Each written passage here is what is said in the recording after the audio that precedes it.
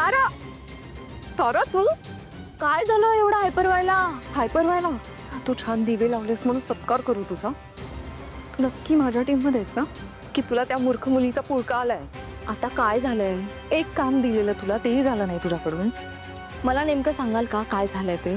तुला काय सांगितलेलं? तिला त्या रूम मधून बाहेर पडू द्यायचं नाही, तिला ऑफिसला पोहोचू द्यायचं नाही. मग ती कशी पडली बाहेर, कशी पोहोचली ऑफिसला? आता मला कसं माहित ती ऑफिसला कशी पोहोचली ते? मी माझं काम व्यवस्थित केलं होतं वहिनी. तुम्हाला पण माहिती आहे आपण डोर लॉक केला होता, मी तिचा फोन हाईड केला होता आणि तो बबलू तिची हेल्प करतो म्हणून त्याला सुद्धा त्या किरण सोबत पाठवून दिलं होतं. पण त्या सावलीने तिचं डोकं वापरलंच. जोर जोरात डोर बँग करत होती, हाका मारत होती. मग काय अमृता वहिनीने तिचा आवाज ऐकला आणि दार उघडलं. आणि या सगळ्यात माझी काय चूक आहे वहिनी? हे तर तुझं असं झालंय की दूध उतू जाऊ देऊ नको, त्याच्याकडे लक्ष ठेव म्हटल्यावर दूध कसं उतू गेलो हे येऊन तू मला सांगतेय. हे बघा वहिनी, सरळ आणि स्पष्ट बोला ना, मला ही खोड्यात बोलणं नाही जमत हो. तुला काय सांगितलेलं? तिला त्या रूमच्या बाहेर पडू द्यायचं नाही. आणि तुला काय वाटलं तिला रूम मध्ये लॉक केलं म्हणून ती गप्प बसणार? बोलू शकते ना ती, तर ती आरडाओरडा करणार, बाहेर पडण्यासाठी प्रयत्न करणार. हो मग तेच केलं तिने. हो तेच होऊ द्यायचं नव्हतं ना तारा. पण मग मी अजून काय करायला हवं होतं वहिनी? हा, मी पुरेपूर प्रयत्न केला होता, मी सगळ्यांना अडवण्याचा प्रयत्न केलाच होता. पण अमृता वहिनी घरात होत्या, त्यांनी आवाज ऐकला आणि गेल्या त्या दार उघडायला. गेली ती पळून. आता मी काय करायला पाहिजे होतं भाऊ? अगं पण काय झालं शेवटी? ती गेलीच ना ऑफिसला आणि तेच होऊ द्यायचं नव्हतं तारा. तुझ्यामुळे ती शिवानी किती बोलली, मला वैतागली माझ्यावर. वहिनी हे बघा, मला तर आधी काहीच इंटरेस्ट नाही याच्यात. तर तुम्हाला सगळं कळतं ना, मग तुम्हीच करायला हवं होतं हे काम. हॅलो, इंटरेस्ट वगैरे नाही आहे, बोलायचं नाही. तुला बेनिफिट होणार होता म्हणून तू सहभागी झालेलीस ना. आणि मला इतर काम होती, मी तिकडे बिझी होते, कळलं? नाही तर मीच केलं असतं.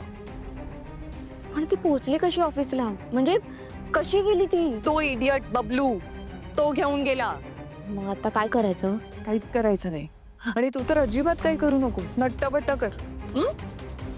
शिवानी बघेल तिला काय करायचं ते.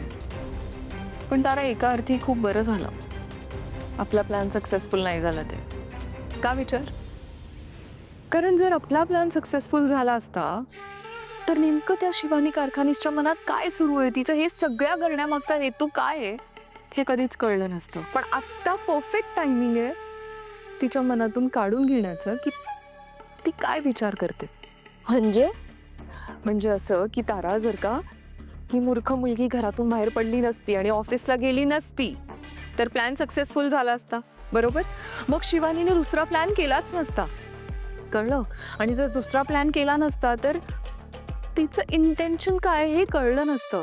पण आत्ता ती पुन्हा एक नवीन प्लॅन करणार आणि त्या प्लॅन मधून तिचं हे सगळं करण्यामागचं हेतू काय आहे हे मला काढता येईल. म्हणजे हे परफेक्ट टायमिंग आहे. तिला ना बोलतं करायला हवं, तिच्या मनात काय ना हे काढून घ्यायला हवं. आणि तुम्ही काय बडबडताय? कसला गेम, कसला प्लॅन? तू बघ, खूप मजा येणार आहे. बघ फक्त, मी आलेच. आता डोक्यावर पडलेत का? काय चाललंय यांचं? सतत प्लॅन. यांचं पण डोकं फिरलंय आणि आता माझं पण डोकं फिरवत आहे.